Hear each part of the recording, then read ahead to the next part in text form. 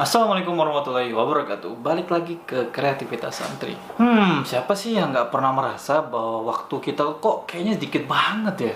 Wah, ini pasti karena akhir zaman, makanya waktu tuh jadi terasa sebentar. Ya, nggak gitu juga sih sebenarnya. Terutama buat teman-teman yang sekarang di pondok nih. Karena merasa program pondok itu padat banget, akhirnya mau ngapa-ngapain itu kayak nggak ada kesempatan gitu. Ya nggak sih? Nah, oleh karena itu kita akan bahas bagaimana cara ngatur waktu di pondok. Ya, memang judulnya untuk kita yang berada di pondok, tapi mungkin bisa juga digunakan untuk kita yang di luar pondok. Video ini sebenarnya hasil inspirasi dari video cara mengatur waktu di channel Agus Leo Halim.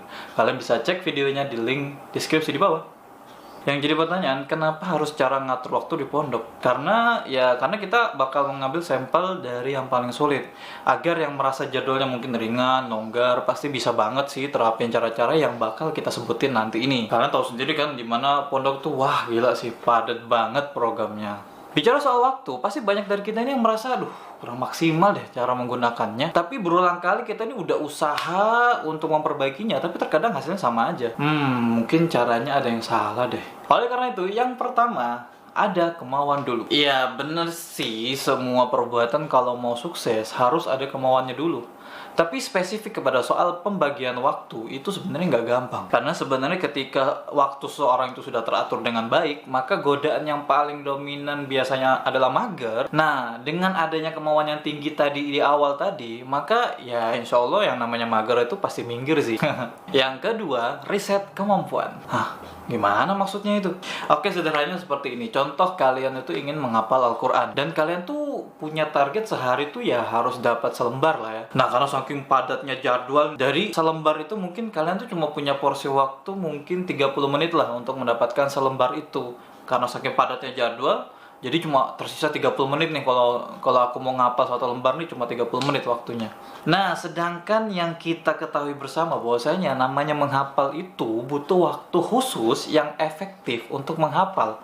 Dan itu sebenarnya beda-beda tiap orang, nggak bisa kita niru si fulan. Misalkan mungkin dia habis subuh dia cepat masuk hafalannya, atau mungkin ada juga sih yang sebelum tidur gitu dan sebagainya. Jadi sebenarnya yang kita paling efektif untuk menghafal itu yang mana gitu. Nah, setelah tadi itu semua sudah membutuhkan riset di awal, atau mungkin kalian contoh deh, kalian ingin olahraga, kira-kira cocoknya sore apa pagi ya, atau malah dua-duanya. Misalkan mungkin kalian pengen lari di lapangan, tapi mungkin pagi ada ibu-ibu senam mungkin, atau mungkin kalau sore nggak bisa nih, ada yang main bola, lapangannya nggak bisa dipakai buat lari gitu. Nah, hal-hal seperti ini harus kalian riset dulu, biar apa yang kalian kerjakan di hari itu semuanya jelas dan semuanya berhasil bisa kalian lakukan di hari itu. Maka dari itu perlu adanya melakukan riset dulu kalau kita mau ngerjain ini kapan ya waktunya yang pas gitu. Yang ketiga, membuat to-do list.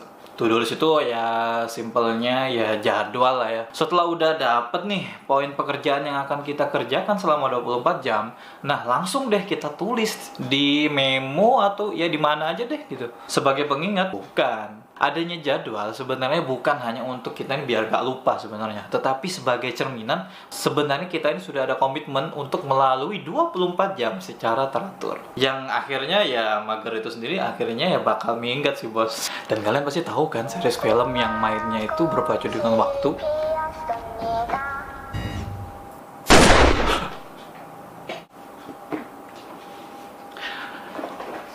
Dan yang keempat, tanamkan bahwa jika kita melewatkan satu saja dari to-do list tersebut, bakal keteteran setelahnya. Ya, menurut pengalaman aja sih ketika kita mager. Dah lah, ntar aja kerjainnya. Toh kan, ya juga hari libur sih sekarang. Sumpah itu bakal kelewat aja semuanya. Mungkin ya, contoh. Aku kayak mau bikin YouTube nih, misalkan contoh dari jam 8 lah sampai mungkin jam 9 lah gitu, 1 jam gitu.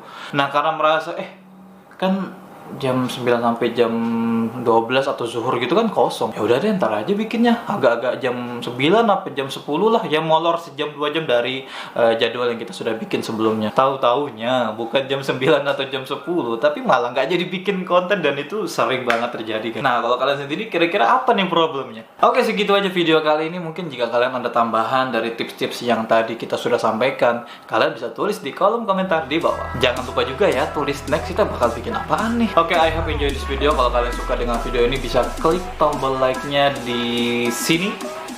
Oke, segini aja. Semoga kalian sehat selalu. Wassalamualaikum warahmatullahi wabarakatuh. See ya.